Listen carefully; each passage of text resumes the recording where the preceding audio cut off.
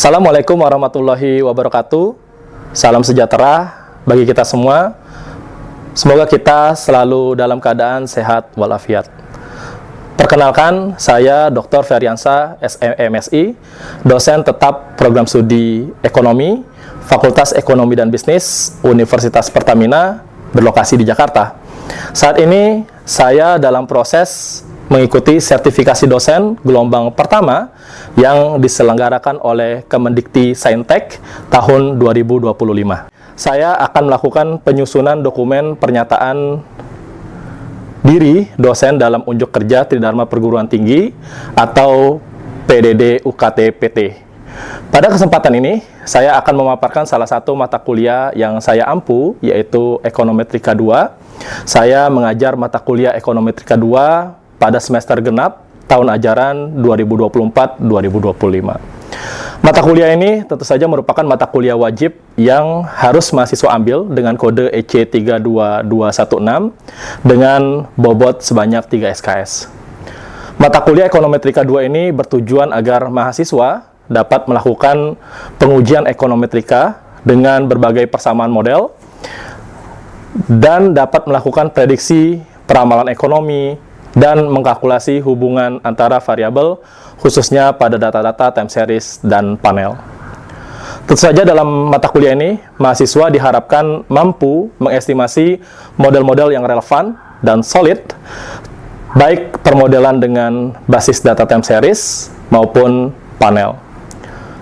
Perkuliahan ini diselenggarakan dengan pendekatan blended learning, perpaduan antara tatap muka dan juga secara daring melalui platform e-learning.universitaspertamina.ac.id. Mahasiswa dapat mengakses berbagai banyak macam materi pembelajaran, termasuk di dalamnya RPS, materi-materi, pengumpulan tugas-tugas secara daring melalui e-learning tersebut.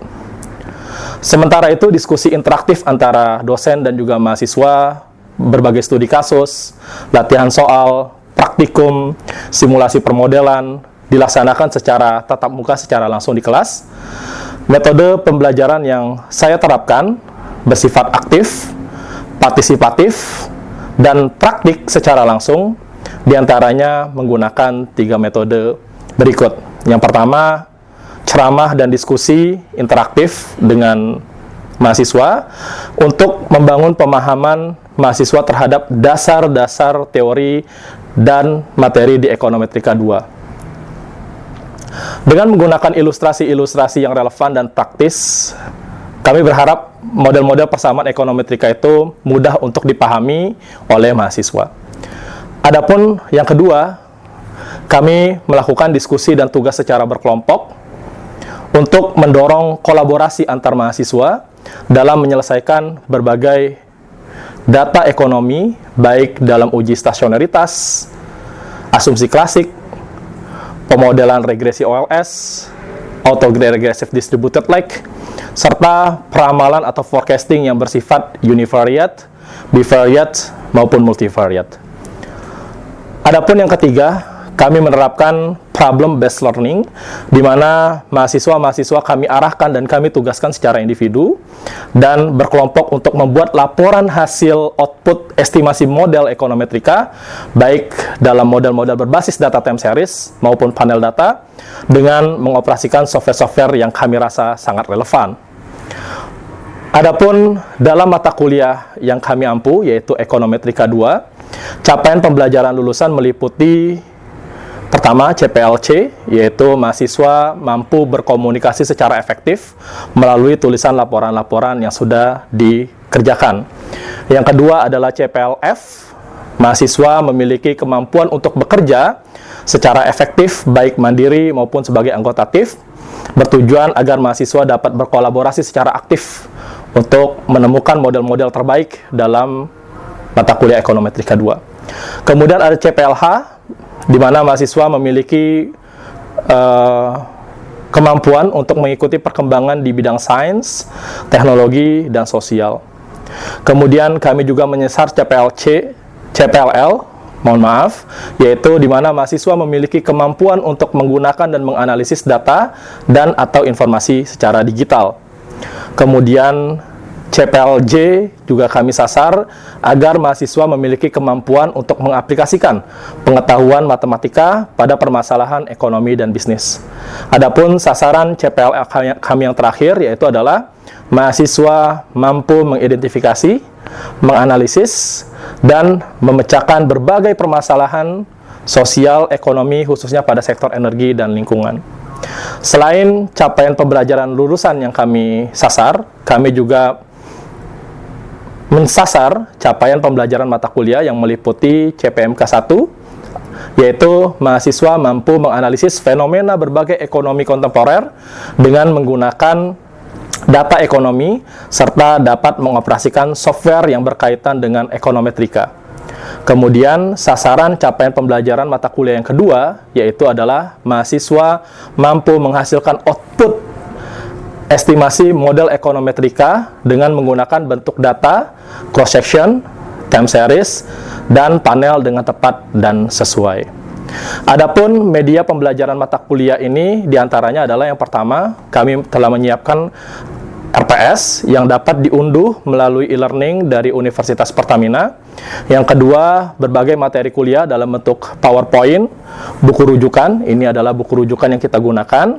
Salah satunya modul yang digunakan ketika praktikum dan juga berbagai artikel ilmiah yang dipublikasikan oleh dosen Universitas Pertamina, termasuk saya sendiri. Adapun pokok bahasan pada mata kuliah ini meliputi yang pertama pengenalan microeconometrics, kedua pengenalan panel data, ketiga pengenalan panel data model, keempat instrumen variable estimation dan two-step least square. Yang kelima itu adalah metode impact valuation, keenam ordinary least square untuk data-data time series, yang ketujuh adalah stationaritas dan model Bok-Janskins, yang kedelapan adalah generalized autoregressive conditional heteroscedasticity atau ArcGarch, kemudian yang kesembilan adalah model error correction, dan yang kesepuluh adalah model vector autoregression dan vector error correction model.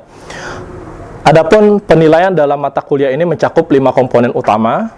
Yang pertama itu adalah UTS, kami beri bobot sebanyak 30%, UAS kami beri bobot sebanyak 30%, praktikum kami beri bobot sebanyak 10%, tugas dengan bobot kami berikan 20%, dan kuis untuk persiapan ujian akhir semester dan ujian tengah semester sebanyak 10%. Penilaian kami lakukan secara objektif berdasarkan indikator ketepatan dan pemahaman materi, partisipasi aktif mahasiswa, serta kemampuan dalam menganalisis fenomena ekonomi dengan menggunakan model-model ekonometrik, dengan mengoperasikan software yang relevan, baik menggunakan data cross-section, time series, dan data panel.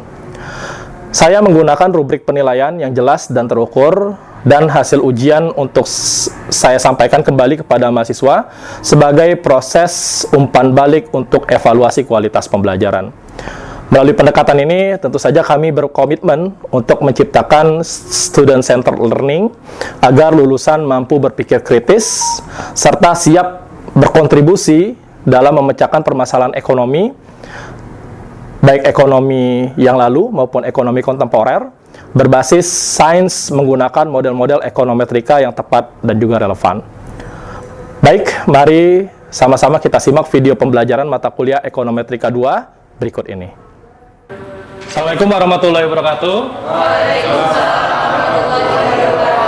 Selamat pagi semuanya. Jadi pagi ya semuanya. Jadi pada pagi hari ini kita akan lanjutkan lagi materi perkuliahan kita, yaitu terkait dengan mata kuliah Ekonometrika 2, yaitu terkait dengan peramalan ya.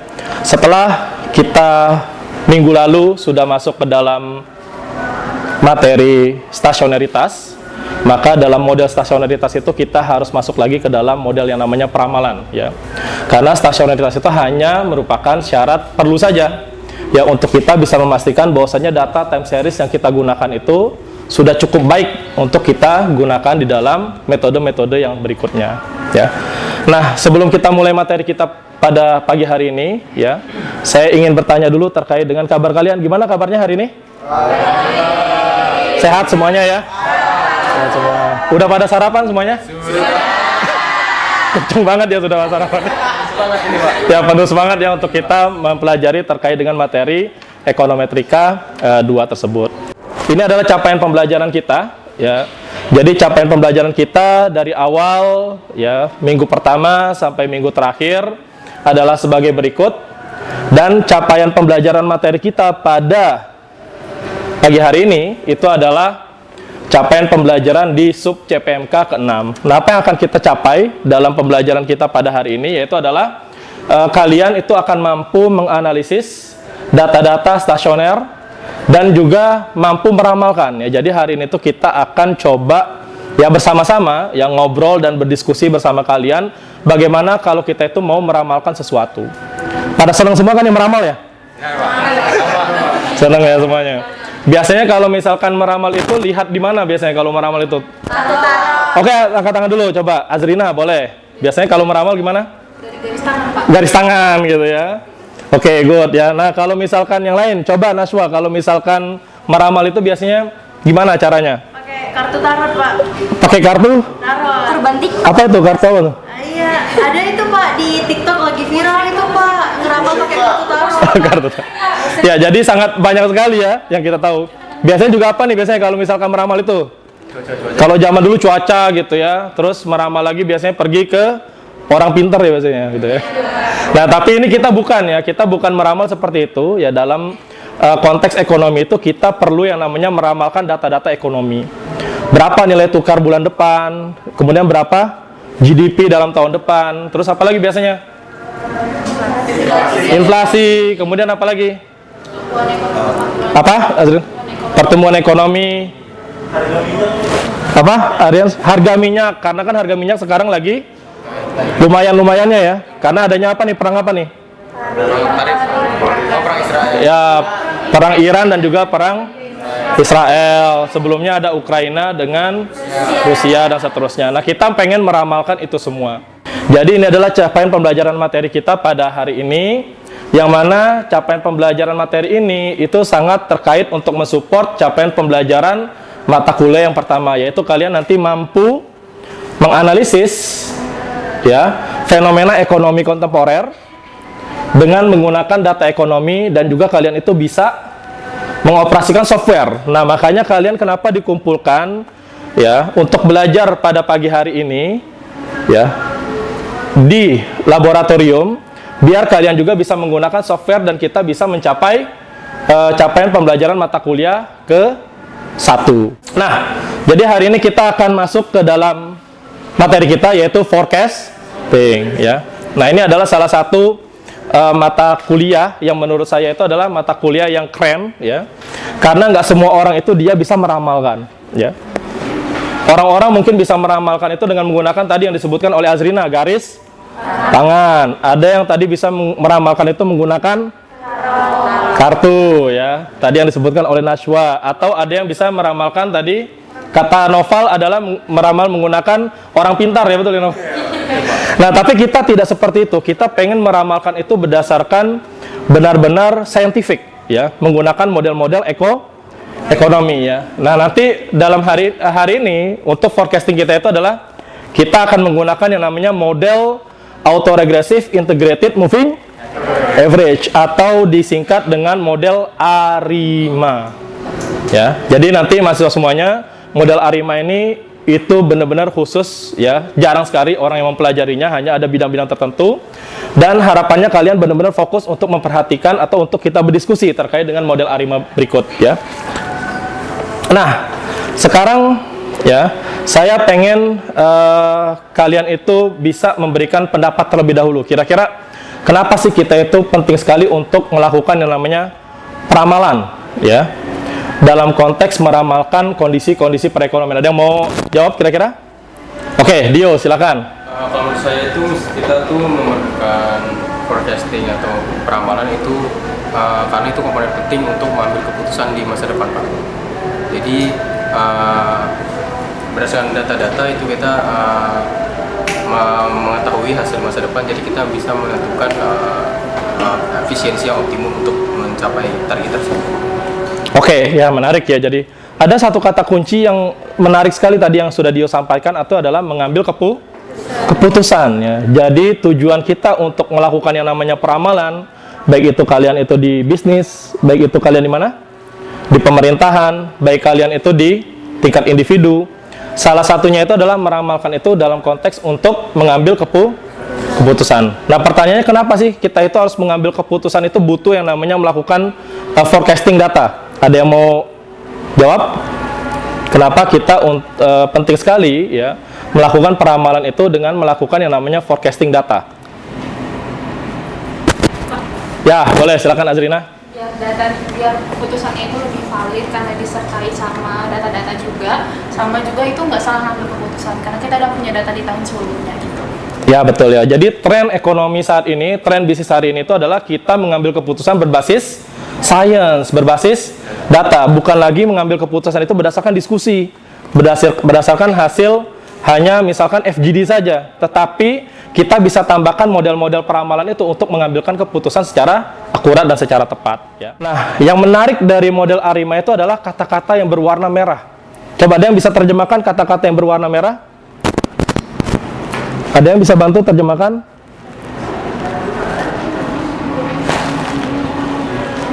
Aryan, coba boleh silakan. Apa yang dimaksud dengan kata-kata berwarna merah tersebut atau kalimat berwarna merah? Berbicara tentang dirimu sendiri. Oke, jadi menurut Aryans ya, berdasarkan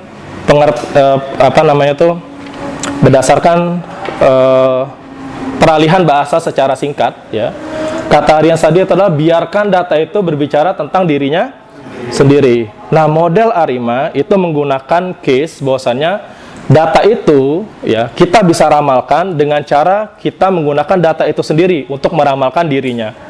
Nah, ini selalu saya sering ulang-ulang di dalam kelas ya. Bahwasannya kalau kita mau meramalkan diri kita di masa yang akan datang, gimana caranya? Ayo, gimana caranya? Gimana Aryans? Melihat diri kita di masa lalu dan di masa saat ini. Oke, good. Jadi cara kita meramalkan diri kita di masa yang akan datang itu adalah kita bisa melihat diri kita di masa lalu dan di masa yang sekarang. Dan itu adalah filosofi ya para ekonometrician itu menggunakan model-model ekonometrik untuk bisa meramalkan data-data tersebut.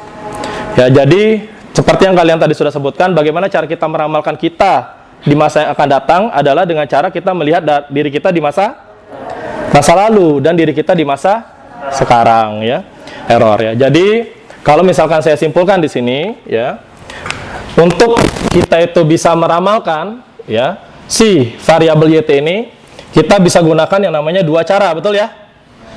Dengan diri dia sendiri di masa yang lalu, itu YT-1 dengan YT-2 gitu ya, dengan YT-3 dan YT-N seperti itu, betul ya? Atau si YT ini kita bisa ramalkan itu dengan menggunakan errornya, good ya. Jadi kita bisa gunakan dengan errornya, entah itu bisa error saat ini, bisa error masa lalu, bisa error di periode kedua sampai di error ke N. Nah, inilah disebut dengan basis dari model ARIMA. Jadi sudah paham ya terkait dengan model ARIMA tadi ya. Boleh silakan Kemal simpulkan dulu terkait dengan model ARIMA dan filosofinya, bagaimana ARIMA itu bekerja kira-kira. Ya, seperti yang sudah disebutkan sebelumnya Pak, kalau model ARIMA itu dia meramalkan variabel berdasarkan datanya di masa lalu dan data errornya di masa lalu. Oke ya, simpel ya semuanya ya. Jadi dia hanya dengan diri dia di masa yang lalu dan juga dengan errornya. Nah, dengan dirinya di masa lalu itu disebut dengan yang namanya auto regresif ya. Regresif ya. Kalau dengan errornya di masa lalu disebut dengan moving average ya. Ini adalah moving average. Sehingga ketika misalkan kedua ini digabung jadi apa?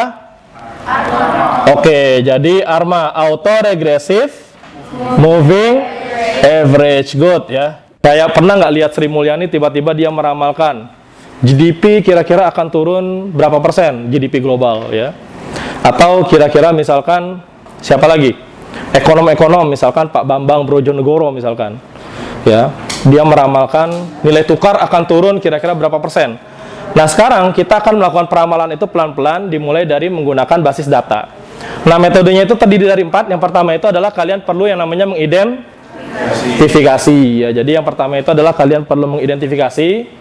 Yang kedua itu adalah perlu yang namanya melakukan estimasi. Kemudian nanti kalian harus cek diagnostik. Kemudian nanti baru kalian melakukan yang namanya forecasting. Ya. Oke, sekarang kita masukkan data ini ke dalam data yang kita miliki ya. Dengan cara kita kopikan, kemudian kalian buka stata dan kita pastekan ya. Setelah data ini kita peroleh, apa yang harus kita lakukan di sini? Lihat, datanya masih bersifat apa? String. Ya, datanya masih string. Gimana caranya kita merubah data string menjadi data yang bisa terbaca oleh stata kita? Ya, kita bisa lihat do file kita ya semuanya ya. Oke, kita bisa lihat do file kita. Ya, ini kira-kira do file yang kita miliki kemarin. Ya, ini adalah do file Arima yang kita miliki. Yang pertama itu adalah kita harus generate date, betul ya? Silakan kalian generate date. Ya.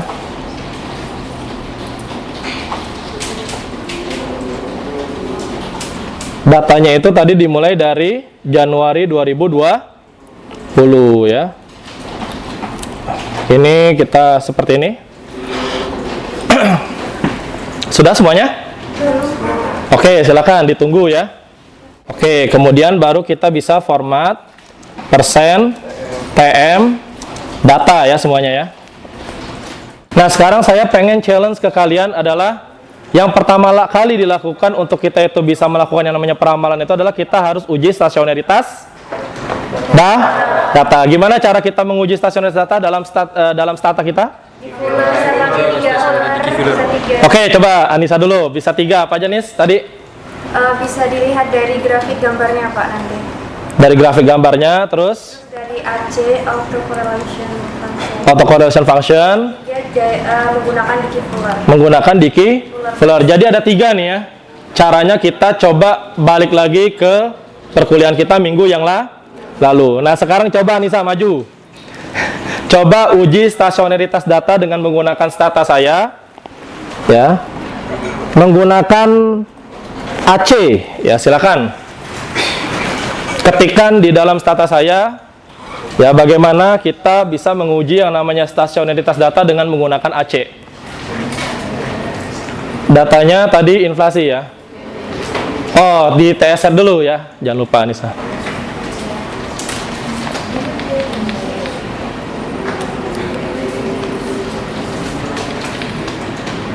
Oke, good.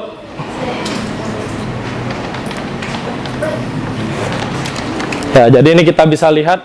Nah, data yang diperoleh itu adalah seperti itu. Kira-kira apa interpretasinya Nisa? Kalau datanya misalnya seperti itu. Menurut dari gambar, datanya tidak stasioner sih Pak, karena dia kayak decay menurun perlahan. Jadi dia kayak nggak merata gitu persebarannya atas bawah. Jadi kayak atas, terus tiba-tiba bawah langsung signifikan. Oke, jadi data ini tidak stasioner. Gimana caranya agar data itu stasioner di minggu yang lalu? Ayo, yang mana? Gimana caranya semuanya? Agar data stasioner dilakukan diferensiasi. Silakan coba Nisa langsung. Bagaimana cara kita mendiferensiasikan data kemudian ya. Oke. Pertama bisa saja kita buat dulu data baru ya. Jadi kalau kita misalkan masukkan ke data, coba masukkan ke data Nisa. Oke, jadi ini kita sudah punya data diferensiasi. Oke, silakan bisa ditutup.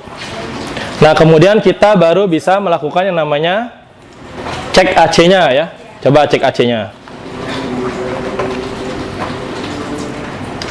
Oke, good. Kita sudah dapatkan data yang sedemikian oleh Anissa tadi ya. Setelah data itu didiferensiasikan. Kira-kira apa nih kesimpulannya Anissa? Ya, setelah dilakukan diferensiasi pertama, artinya data ini stasioner di tingkat diferensiasi pertama. Dan artinya kalau misalnya udah stasioner, berarti kita bisa menggunakan data ini untuk peramalan. Oke, jadi data itu sudah bisa dilakukan peramalan. Kita kasih tepuk tangan dulu, Mbak Nisa. Keren ya, jadi bagus banget ya yang sudah disampaikan oleh Nisa tadi. Ini cara yang pertama. Ada cara yang kedua. Coba cara yang kedua saya pengen Azrina, coba. Cara yang kedua kita menggunakan apa, Azrina? PACF, Pak. PACF atau Diki Fuller? PACF. Oh, masih keliru PACF. Ada yang tahu siapa nih selain Azrina nih? Selain menggunakan AC, yang kedua kita bisa menggunakan apa? Diki Fuller. Coba berarti Dandi dulu nih ya. Azrina masih keliru ya menggunakan PAC. PAC itu nanti untuk menentukan cut off dari Arima ya. Silakan Dandi.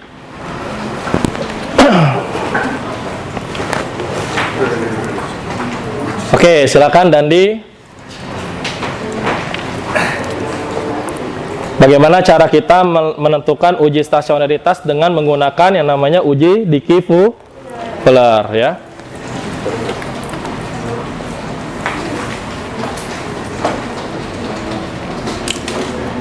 Sebelum yang data diferensiasi dulu dong. Oh iya. Ya. Kita pengen lihat